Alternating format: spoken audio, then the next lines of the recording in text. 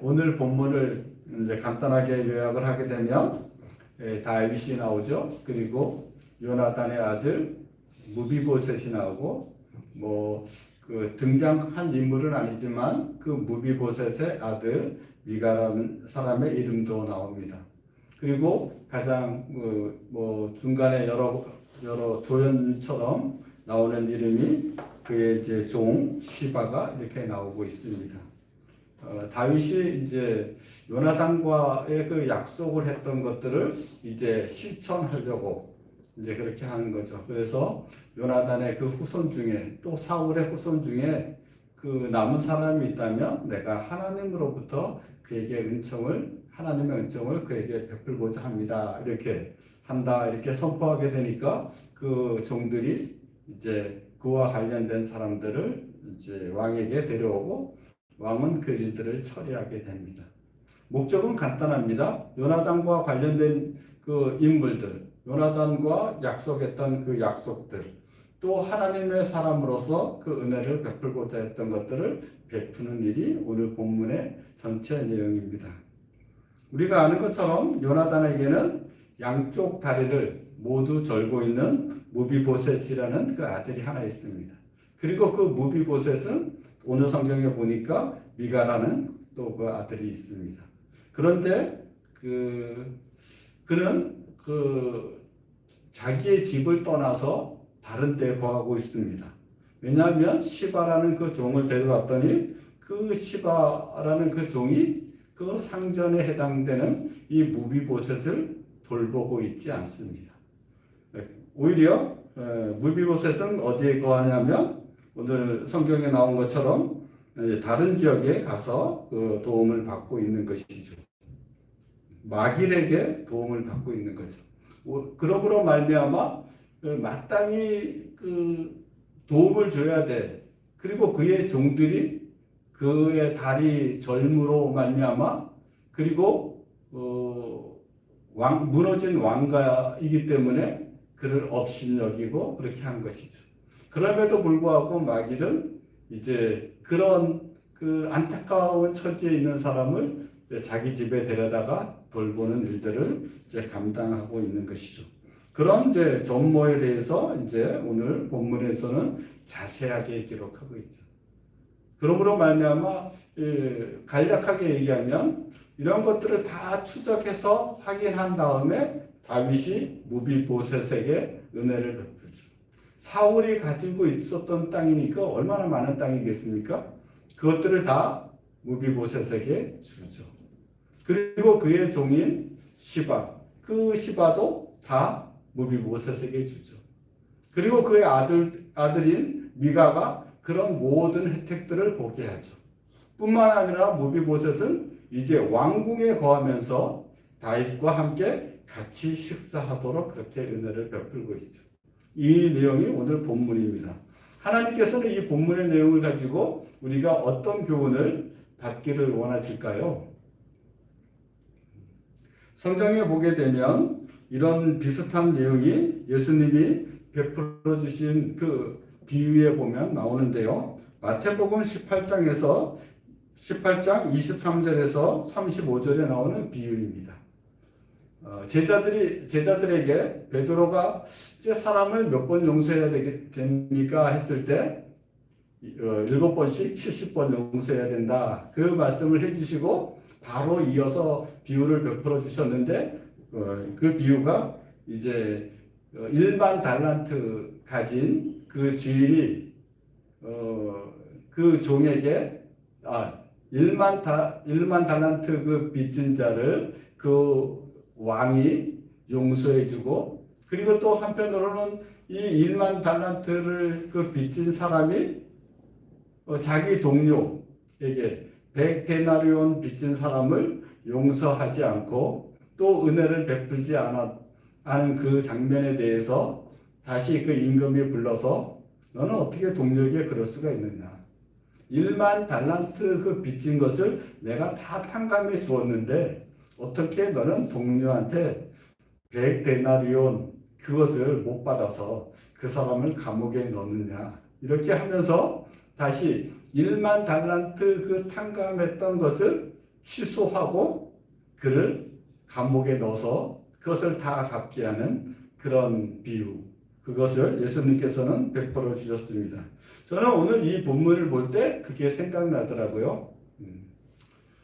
다윗이 하나님으로 받은 그 은혜는 어떨까요? 다윗이 늘 고백하듯이 자기는 하나님으로부터 큰 은혜를 받았다고 생각하는 거죠. 그 어릴 때부터 기름 부음을 받아서 또 외국에 또 이렇게 망명했을 때도 그 순간순간 많은 은혜를 받았잖아요. 그런데 전번에 말씀을 드린 것처럼 은혜를 많이 받은 사람은 은혜를 갚는 것들이 정상적임에도 불구하고 참 안타깝게도 은혜를 갚지 못하는 사람이 많잖아요. 뿐만이 아니라 오늘 본문은 어떤 얘기냐면 이 다윗이 무비보셋, 하나님한테 은혜를 갚는 것이 아니라 무비보셋한테 그 은혜를 베푸는 장면이잖아요. 다시 말하면 오늘 본문은 어떤 본문이냐면 다윗이 하나님 편의 은혜를 받고 하나님에게도 은혜를 갚는 존재일 뿐만이 아니라 자기가 은혜를 베풀어야 하는 사람에게도 은혜를 베풀고 있는 장면이라고 할 수 있습니다. 이것이 왜 중요할까요? 예수님의 그 비유를 생각해 보면 이렇습니다. 1만 달란트의 그 탕감을 받은 그 은혜 무지 크죠. 우리로 얘기하게 되면 우리가 다른 사람과 달리 예수님을 믿고 또 예수님으로 인하여서 모든 죄에 대해서 용서함을 받고 결국에는 천국에 들어가는 그 은혜, 1만 달란트 탕감을 받은 것만큼 정말 큰 은혜죠. 그런데 그 은혜가 어떻게 하면 지속되고 어떻게 하면 취소되는가 하는 모습을 오늘 보여주고 있는 것이죠. 이 예수님의 비유에 의하면 그렇게 큰 구원의 은혜, 그 탕감의 은혜를 받았을지라도 자기 동료에게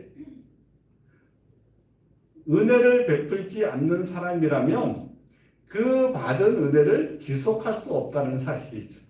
그러므로 말미암아 신앙생활은 어떻게 해야 되냐면 하나님으로부터 큰 은혜를 받는 게 굉장히 중요하죠.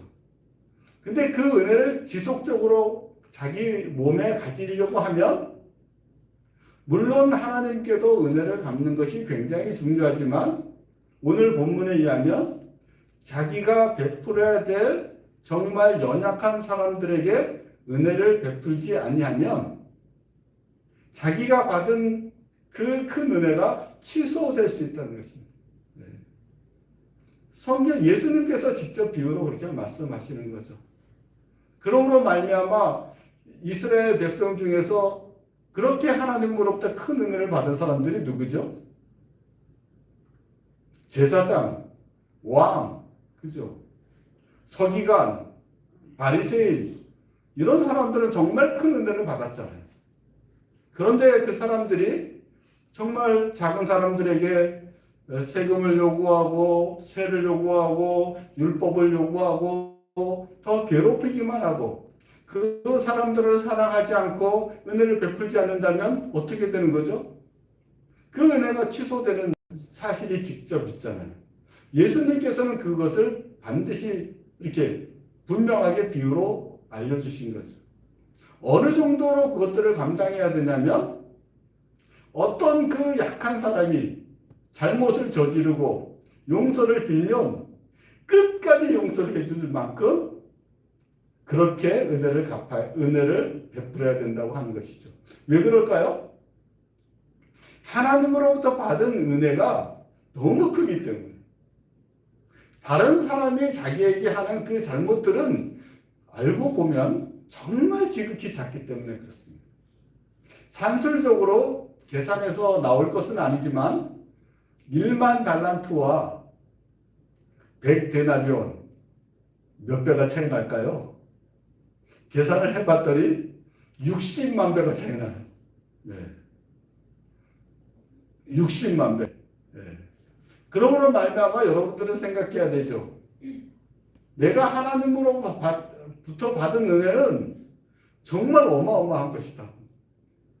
제가 특히 단정적으로 말할 수는 없지만 저는 예수님 안 믿는 가정에 태어났잖아요. 네. 그리고 이제 예수님을 믿게 되고 또 목사가 되기도 했지만 선교사가 되기도 했잖아요. 그런데 반면에 우리 아들을 생각해 보면 뭐 아직까지는 단정할 수는 없지만 선교사의 아들로 태어나고 그것도 한국에서 태어나지 않고 중국 현지에서 태어났잖아요. 그래도 여러분들이 아는 것처럼 지금 교회에 안 나오고 있잖아요. 걔가 아껴서 안 나올까요? 그런 건 아니잖아요. 그죠? 제가 봐도 그렇지는 않은 것 같아요. 구원의 은혜라는 것은 그렇게 우리가 그 요한복음에 아는 것처럼 육종으로 되는 것도 아니고 사람의 뜻으로 되는 것도 아니고 하나님으로부터 나야 되잖아요. 그 은혜를 입었더라고요, 제가. 목사 아들이라도 그냥 예수님 믿고 구원받는 그게 아니잖아요. 그러므로 말미암아 집안이 하나도 예수님 안 믿는 가운데 하나님께서 예수를 믿게 했다는 것. 그리고 여기까지 이끌어 왔다는 것. 그리고 또 이렇게 예수님에 대해서 전할 수 있다는 것. 이것은 정말 놀라운 은혜죠. 감당할 수 없는 은혜죠. 다른 사람들이 저에게 하는 그 모든 것, 그런 것을 항상 용서해도, 항상 참아도 될 그런 은혜를 입은 거죠. 그런데 이런 은혜라도 자기가 은혜를 베푸는 일들을 인색하게 하고 하면 취소될 수 있는 거죠. 신학적으로는 그렇진 않아요. 그럼에도 불구하고 이 본문의 그 흐름은 그렇잖아요. 그게 얼마나 중요하다는 거예요. 적어도 구원의 그 은혜가 취소되지는 않겠지만 자기가 누렸던 왕이라든가 자기가 누리고 있는 목사라든가 이 모든 것들은 다 취소가 되는 것이죠. 그러므로 말미암아 사울이 그렇게 죽임을 당하게 되고 다윗도 그런 일들을 행하지 아니하면 왕에서 쫓겨날 수밖에 없는 것이죠. 그러므로 생각해야 되는 거죠. 오늘 본문을 통해서는. 와, 다윗이 정말 잘하고 있구나. 하나님으로부터 정말 바른 은혜를 받고 정말 은혜 받은 사람으로서 합당하게 행하는구나. 그러므로 우리들은 어떻게 해야 되겠습니까? 다윗처럼 해야 되죠. 이 부분에 있어서는 다윗처럼 해야 되죠. 하나님으로부터 받은 그 큰 은혜를 다른 사람들에게 흘려보내는 그런 삶을 살아야 자기가 받은 은혜를 취소당하지 않습니다. 그런 교훈을 오늘 받을 수 있습니다. 그렇다면 더 한 가지 교훈을 받고자 하는데 그러면 다른 사람들에게 은혜를 베풀 때는 어떻게 해야 될까요? 다윗이 한 것을 보면 됩니다. 사람을 시켜서 추적을 합니다. 시바를 찾아오게 하고 무비보셋을 찾아오게 하고 그리고 구체적으로 하죠. 너는 내 상에서 먹으라. 그리고 그 종들은 이제 농사를 지어서 모든 수고를 해서 무비보셋과 그의 아들 미가를 도우라. 구체적이죠. 그러므로 말미암아 여러분들도 이제 그렇게 하셔야 됩니다.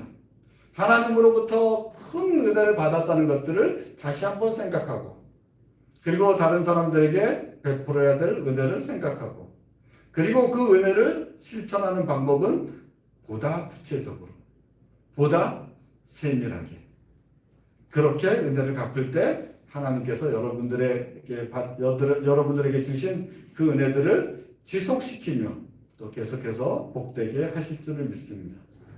그러므로 말미암아 신앙생활은 하나님으로부터 받은 그 은혜를 하나님께 갚는 것도 굉장히 중요하지만 하나님의 은혜가 정말 큰 것, 1만 달란트라는 것, 그것을 생각하는 것도 중요하지만 자기의 옆에 있는 사람들, 가난한 사람, 약한 사람, 자기에게 죄 지은 사람, 그런 사람들에게 은혜를 베푸는 것, 용서하는 것, 그것이 자기가 하나님으로부터 받은 은혜들을 계속해서 유지하고 지속하고 더 확대한다는 사실을 마음에 잘 새기고 그렇게 가까이 옆에 있는 사람들에게 은혜로운 사람이 되는 그런 신앙인들이 되었으면 좋겠습니다.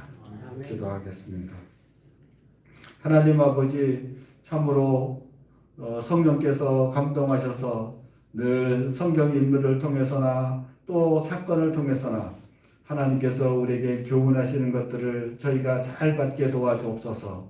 은혜가 무엇인지, 그리고 은혜를 지속하는 것이 무엇인지, 그리고 은혜를 베풀 자에게 어떻게 해야 되는지, 그 모든 것들을 가르치신 것들을 저희가 삶에서 잘 실천할 수 있도록 늘 마음과 생각을 주장하시고 또 그때마다 성령께서 실수하지 않도록 은혜를 붙들어 주옵소서. 섭리하여 주옵소서. 감사합니다. 우리 주 예수 그리스도 이름으로 기도합니다.